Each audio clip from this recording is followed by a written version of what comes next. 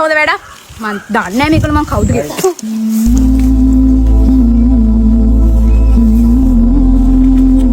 අයියෝ වතුර බින්දුවක් ගන්න නෑ. ඔඩි පුතේ. ඒ තරමට ඇන්නේ නැතුව. ඇයි? ඇයි වතුරෙන් නැද්ද? හා ඉන්න මං කියන්නම්. කාංචනා? කාංචනා?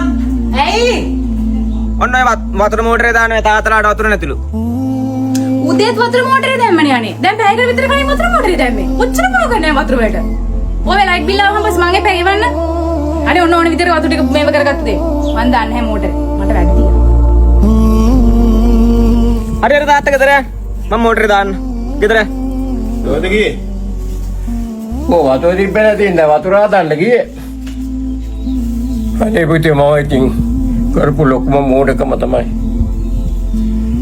මයිටම තුට ලියා දුන්නොත් පවුලේ මාළයයි. කමන් නෑ තාත්තේ. අපි මල්ලිනේ. හිතන්න එපා.